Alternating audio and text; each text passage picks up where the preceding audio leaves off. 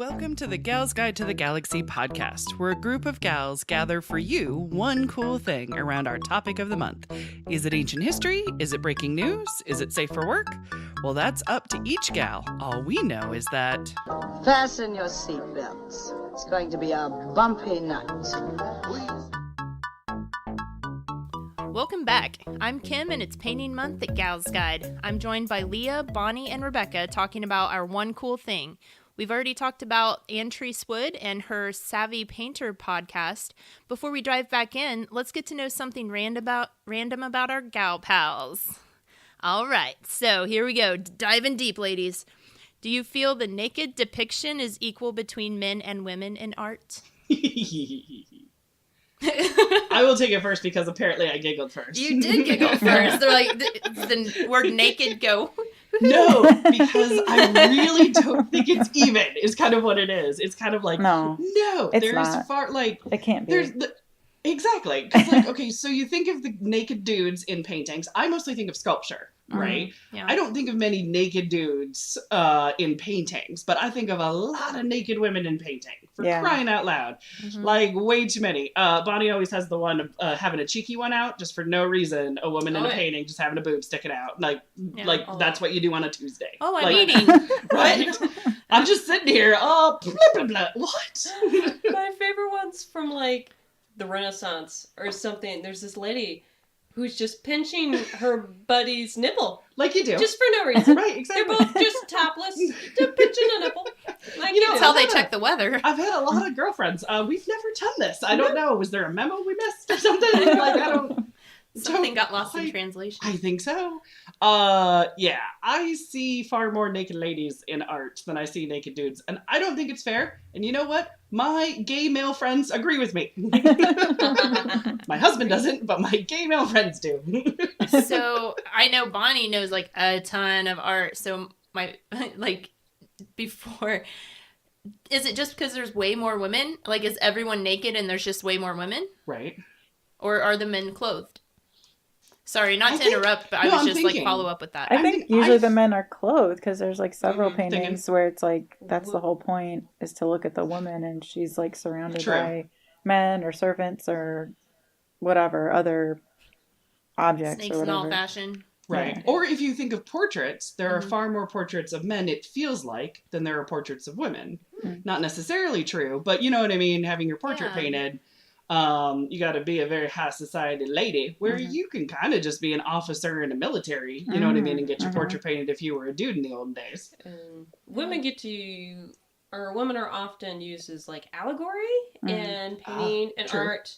Like the Statue of Liberty, she's supposed to be Liberty, but she's actually a woman. Right. Thank goodness she doesn't have her boobs out. Yes. Right. Okay. Although Lady Justice gets kind of close, doesn't she? Yeah. She's a little disheveled. She's almost there. Yeah. Mm-hmm. Yeah. But there's paintings of the French Revolution where it's victory or freedom or whatever. She's supposed to be the allegory. She's got a boob out. Right. So they get used as like a metaphor a lot. Sure. Where That's guys, the word for they it. don't as much. I'm trying to think. Like they probably used to use Zeus a little bit for like law and justice, but right. Because like there's David and there's Rodin's the thinker who is naked, but I don't think they can't really see. You don't get to see his business, do you? No, just like backside, He's just but not thinking. front. Yeah. Which is ironic because that a sculpture always makes me feel like he's on a toilet, and I'm just Yes. like, you know what I'm saying? But then again, I keep thinking of Greek sculpture and not necessarily painting. Well, I mean, there's I guess Michelangelo if you think of like the Sistine Chapel. So you get a lot of dudes there. a lot of manly women too. Oh yeah, that's right. Yes, very true. I will say about the old nudes, the like Renaissance and pre-Renaissance nudes of the ladies, how they all have like a gut. Oh. Yeah. Well, I mean, it's a natural to be in woman that form. It means a healthy woman knows how to eat. I mean, those are my ladies. Well, there was, like, did you guys see there was a fitness instructor a while back? Not that long ago, maybe in the last few months, and she did a whole photo essay about herself photoshopped to look like women as far as the beauty standards of different eras. And because she's like a fitness instructor, she's got like an awesome body or whatever for current times, but she like photoshopped different parts of her to make it look more like those different eras. It was kind of a cool, it was a cool concept. That would be cool, because it all just is culture and perception at a certain time, which is, I like the ones where they take the different countries and they have them Photoshop one woman, and they'll change the color of to make the most beautiful woman, right? Mm-hmm. Right. They change the color of their skin, their eyes, their shape, whatever they want to do. It's so bizarre. Yeah, exactly. You're like, that's the We are one of the standard. thinnest. Like, people just Photoshop all of everything out, except, the top where they add. Of course. Yeah. You have and to I'm not talking about the eyes, ladies and gentlemen. You gotta have big eyes. Big eyes are good, too. Animate that stuff. Exactly. See, did everybody answer? Bonnie, did you answer? Well, one of my favorite things comes from the Gorilla Girls, which is like a gorilla with a U. Gorilla, like the monkey. Oh, the funny story is that they had someone make up the flyers or something for the meeting, and they were like, "We're going to be the gorillas, like sneak attack warfare." But whoever typed it up with the other kind of gorilla, Right, yes, they they did. just stuck with it. Oh, they just stayed. And it's amazing. We own this now. But a while ago, I don't even remember when they got started. I want to say in like the 80s. But they did a thing where they went into the museum and they counted how many women artists were in there and how many women nudes there were. And they did this like ad campaign, and they've updated it a couple times throughout the years. And I don't know which one's in front of me. I'm guessing it's the first, since it's not dated. Right. But it says, do women have to be naked to get into the Met Museum? Oh. Less than 5% of the artists in the modern art sections are women, but 85% of the nudes are female. What? Yeah. That's an insane double standard. Yes. 5% can be artists, but 85 of them need to be naked. Yes. What if... Okay. So what you're telling me is that if you are a female artist and you are painting nothing but nude women, you still have a hard time getting into the Met. Yes. Whatever. That's crazy. That is crazy. Rebecca, what are your thoughts as I am stunned in silence? I think I already covered it. That I agree that I think I heard about that study or that article that Bonnie was talking about too. That sounds very familiar. So, yeah. Did they do where they did a percentage of how many men were naked or anything like that? Like to counteract, I mean. There might be. They make a regular thing to go into museums and like ask the people at the front desk, where are all your women artists? Like, and they encourage everyone to go and do this. Yeah. I've seen them speak once and it was amazing. But yeah, they have stats and statistics for like that. They do that like everywhere in like Europe, the US. They do it. So they might have something. They have a book, I believe, that I don't own yet. Oh, what? We're building a library. We should get this book. Yes. We have an Amazon wish list. We will make that happen. They had another little, I think it was a booklet on hysteria. Too. Ooh. I need to get that. That's always a fun topic. Sweet. All right. So, Rebecca, you had your one cool thing that you wanted to share with us. Yeah, so speaking of portraits, I chose portrait artist Amy Sherald, who painted the portrait of Michelle Obama for the National Gallery. And Sweet. And she and I am blanking on who did the other one, but we'll just talk about Michelle Obama because whatever. Because Michelle Obama. Yeah. And there's a song. And it was like the first time that there were the first time that African American painters painted the portraits of the president and first lady, or I'm 99% sure that's true. Fantastic. And that took long enough. Yeah. I was like, which I guess kind of makes sense, but it's still sad. It's still pretty sad. Yeah. So, so I looked up Amy Sherald. I just shared this link with the crew, and I guess we'll share it in the links for the podcast. And it's on the National Museum of Women Artists, which I just learned is a thing, so that's pretty exciting. Yes. And I think it's in Washington D.C. So if you're ever in D.C., that'd be a cool thing to check out. So I was also interested because she's not that old. She was born in 1973, so she's only 6 years. Well, she's in her 40s, 6 years older than I am. She was born in Columbus, Georgia. She was the one of the few or the only black girl in her class at a private school when she was growing up. And then she got into art, and I was watching a YouTube video about her this evening to kind of get prep for it. And she's just really interesting to hear her talk about how she got into art. And apparently she only went to a museum like one time when she was in, I think, 6th grade for like a school class field trip, and then didn't go back again until she was in college. And so when she was in college, that's when she realized that it was something that she wanted to be more passionate about. So she was, she got her bachelor's degree in 97 at Clark Atlanta University. And she has all these really cool things that she did. So for instance, it says after she graduated, she helped organize and install international exhibitions in Central and South America. She relocated to Baltimore and went to earn an MFA at the Maryland Institute College of Art. And that was something she talked about in the YouTube video. Actually, it was like a conversation between her and another artist. Like I said, I'll find it. But she, they asked her if she ever thought about moving to New York, because that's obviously the center of the art world and where a lot of people on the East Coast go when they want to like make it big. And she had some really interesting thoughts about that, saying how Baltimore was a lot more affordable. So I think a lot of us in this podcast can relate, because we all live in a city that's very affordable, even though if we wanted to maybe make it big, we'd have to move farther away, or at least that's like the perception or misperception or however you want to put it.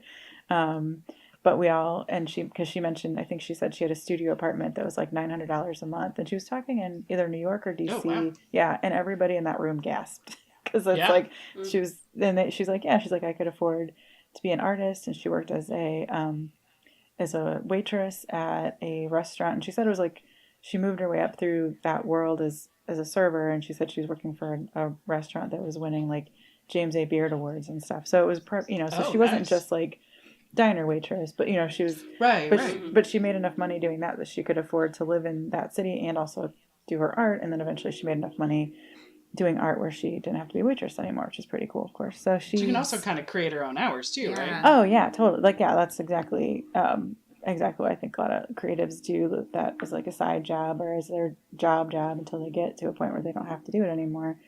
And so, and again, like speaking of portraits, one thing that she does, at least what she does now, I'm not sure if she's always done it this way, but she will like stop people in the street and basically just go up to them and say, hey, I like your look. Can I take your picture? Can you give me your email? Can you come to my studio? And in the video, it's pretty funny, because she said it sounds kind of creepy. She's like, I know that sounds. She's like, I know it sounds. Not many people stop you to paint a portrait anymore. She's like, if somebody stops you on the street, it is a little bit weird, but she'll tell them, she'll be like, hey, I'm an artist. And they'll say, like, a real artist? Or what's your deal? Because it's like that question. That's horrible. Yeah. What's the fake version? She mostly, and I think she, like, exclusively paints. I just do it in my mind. It's porn. Yeah, like, porn. Do you just go you're right, people? That's the fake the fake version. But she, and she also, like, almost exclusively, or I think maybe exclusively paints African-American people. And so I'm sure. Awesome. So it sounds like there's even more people that are like, what is your deal? Why are you coming up to, like maybe a trust issue, but because she's African-American, it's not like that weird, but it's still a little bit weird. So she said that sometimes, and they asked her, they're like, how do you pick people? And she's like, she just sees somebody and just gets a gut feeling like, this is going to be a great subject. I want to paint this person. Yeah. And so she'll go up to them and get their contact info, and she said sometimes she'll contact them fairly quickly, which I think would be a few months, is kind of in her world as quickly, or it might be down the road. And she said, and she'll ask them, she said she had one person, she showed their portrait, and because they were like, oh, how do you come up with like what outfit they're going to wear, or, whatever for the thing. And she asked this woman in particular to send her like text her photos or Instagram photos or whatever of different outfits she already had in her closet. And so she was like, oh, use this, this is the one. But she said she'll sometimes change their outfits. She won't change their like expression, or maybe she'll change it a little bit, but she might change like the color palette of what the person's wearing or the pattern. But she tries not to make too many changes. Another interesting thing, she paints people in this gray scale for their skin tone. Yeah. And it's kind of like a commentary on race and society and all that kind of stuff. So it's just like, I just find her like really fascinating. I mean, obviously that painting of Michelle Obama is amazing and beautiful, and that dress is something else. And then I don't know if you all saw, there's like a little girl that dressed like her and went to the national portrait gallery, and there's like, cute. and she dressed, I don't know if she dressed like her, I think just to go to, and I think she ended up either meeting her or she sent her a letter. I don't know. They somehow had an interaction after that, but yeah, but the whole thing was just like really interesting. And like I said, like I was excited to learn that she was fairly young and was able to do this really great, you know, painting, and they got a lot of attention, and it got like some both positive and negative, because people have opinions, and especially when it comes to people are weird. yeah, especially when it comes to the Obamas, even though it's like unwarranted, but you know, well, I guess whatever. But yeah, so I thought Amy Sherald was a really interesting artist for both her work and her background. And like I said, I'll share this link. We can share it on the podcast site as well to show what so people can learn a little bit more about her and then see some of her works. So that's my cool thing for this week. Yay! I do love that, and it was one of those things where I think I saw the painting because they always release, you know what I mean? Yeah. This is the official portrait of, and I was like, yeah, okay, that's cool. And then when I saw it with the little girl in front of it, yeah, I felt like I really looked at the painting for the first time when I saw the little girl in front of it. And I'm like, oh, why didn't I pay attention to this before? And it's like, she's paying attention to it because, you know what I mean? It's like, is she seeing herself? Is she seeing what she can be? Is she just seeing that's a beautiful painting? Is she seeing, you know, she looks like my mom or my aunt or my, you know what I mean? Like all those thoughts go through your head when you see her just kind of like standing there looking, and it's so cute. Did they ever talk to that little girl? Yeah. I don't know how old she is. I know the picture. Yep. Yeah. But it was another visitor in the gallery took the picture of her. Oh yeah, she just looking at it. She was a yeah, it's just her queen, looking at the painting, and then she went. Thought she was a queen. I think it was. A queen, and then she went, something like that. and then she dressed as her for Halloween. That's what it was. Yeah. Right. Oh, okay. Exactly. And she did get to meet Michelle, and they had a dance party. Dance party with Michelle. That's the gosh, best. I want one. Oh yeah, Parker Curry is the little girl's name. Oh, Parker. Oh, that is adorable. It looks like there is a video of Parker Curry meeting both Michelle Obama. And do a dance party. And she's like 2. Yeah. She's 2. Yeah, she's like a little, so a youngin', little cutie. It's when the world is new and everything is awesome and amazing when you're 2. Until you get home and then you're a nightmare to your parents. That's a different story. That's a different podcast. That's the terrible 2s. Right, exactly. No, this is an inspirational 2. This is why 2-year-olds remain alive, because they're terrible most of the time. But then they do something magical and they remind you of humanity. And you're like, oh, you get to stay. You get to, again, teach me how the world really works, 2-year-old. You're awesome. Yep. That is fantastic. But yeah, for me, it was the little girl taught me to actually like look at a painting and stop for a minute. Yeah, because that's like something you just don't think about doing anytime. Like, I mean, I try to do that when I go to a museum, but sometimes you just kind of get caught up in just reading the little plaques or trying to get to your favorite one or try to get to the biggest one or whatever your goal is. And I just looked it up. It was Kehinde Wiley who did the President Obama portrait. So I just want to make sure to throw that out there. Because I wasn't sure if they were. I know they were unveiled at the same time. Yeah, they were unveiled at the same time. Same, yeah, same gal. But it was different. 2 different. It was like a man did Obama's painting, Kehinde Wiley, and then Amy Sherald did Michelle Obama's portrait. Gotcha. And she doesn't always have geometric designs necessarily in all of her, because that was the thing that stood out to me was the geometric designs. But I don't think that's her staple. Yeah, but she likes patterns. Like patterns are one of her things. Yeah, they talked about that in that video I watched, and how she said she'll find stuff sometimes just like on Instagram that she likes, and she'll sometimes try to incorporate that later into a painting if she can get it to work.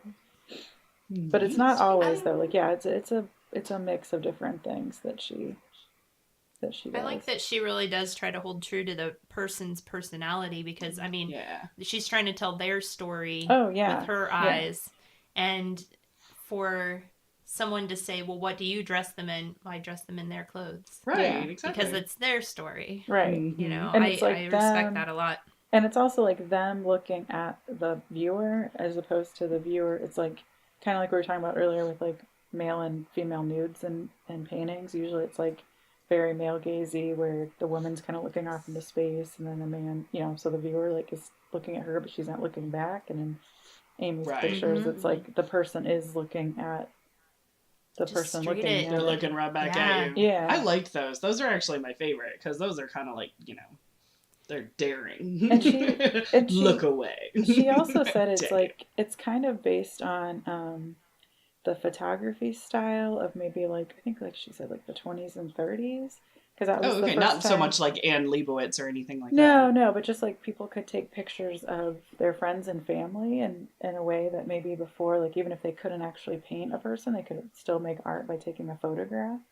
And so her style is very like photographic in nature. I mean, obviously it's not realistic because she uses a different color and different, she changes up things, but Right. But she still talked, stylized. yeah, very stylized, right? And she said that seeing different old photographs gave her some inspiration early on because it made her think like just of those old like beach photos of families, just or pictures of people at their homes and posing. That and sepia feel, Yeah. that filtered feel. Yeah, Oh, that exactly. makes sense for the grayscale. Yeah, the so that kind of toned so it all seems to come together with her work. And yeah, it made me It's so after amazing. after I remembered she did the Obama portrait, I started looking at more of her stuff, and it's really cool to get a sense of her whole work.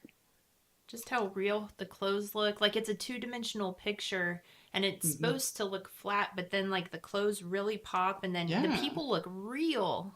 Yeah. They really do. It starts to really pull I'm trying you in. to look things up as you ladies mention it because I'm not an art expert, so as you And talk, it's a visual I'm looking thing. it up. That's That's always the problem with like, oh, look, let's do a podcast episode on visual thing.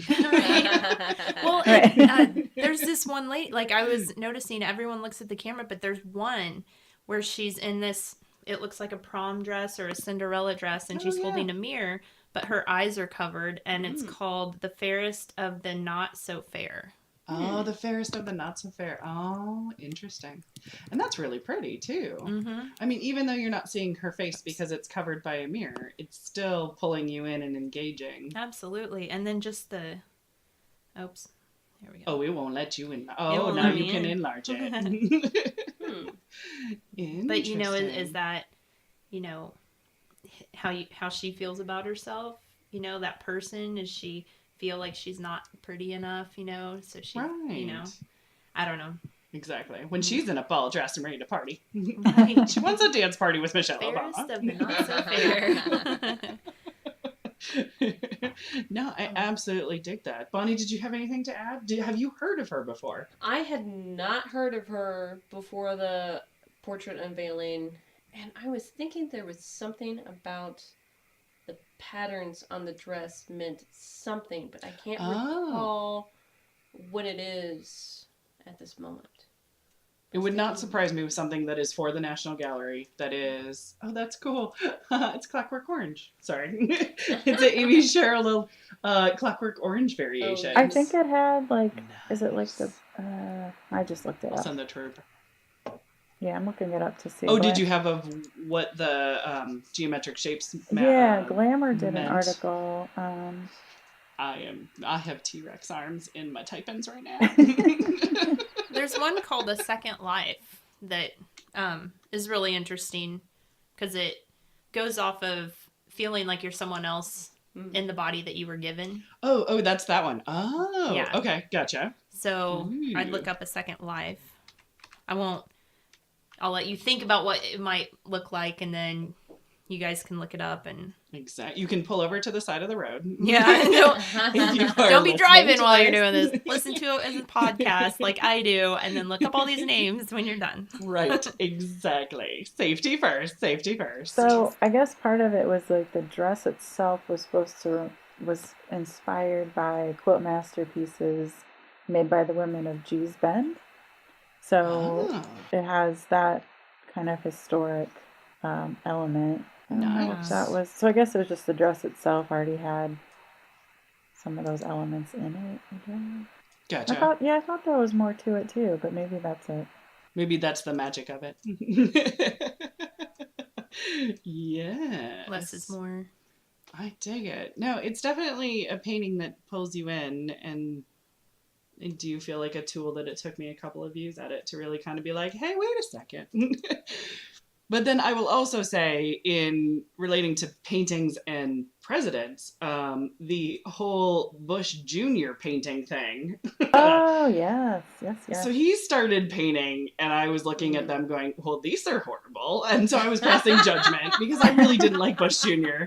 In all disclosure, my husband was in the Iraq War, and so I always think Junior sent my husband to war. So I've been, I have my own issues that I'm dealing with there.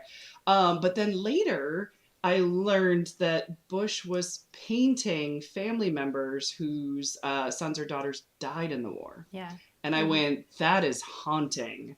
And so I went, I don't care anymore if Bush Jr.'s paintings are terrible. That's haunting, and you keep doing you. Like, you know what I mean? Like, he's working some things out. So he did it as therapy, right? Yeah. And I'm like, okay, so I get it now.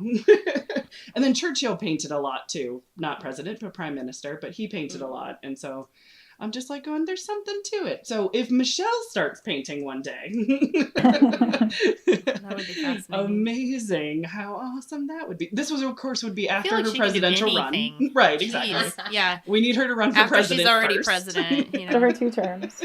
Right? Exactly. Then she can take up painting with Amy. I like that we've got this all worked out. Well, that's awesome. Very good. I really love that topic. I'm going to have to look her up a little bit more. So we're going to let the paint dry on this cool thing while we prep a canvas for another work of art. Join us next week for another cool painting thing on Gal's Guide to the Galaxy podcast. For show notes, links, and images from this week's show, visit galsguide.org. Want exclusive stuff like deleted bits and major bloopers? Become a Gal's Guide patron today. Thanks for listening.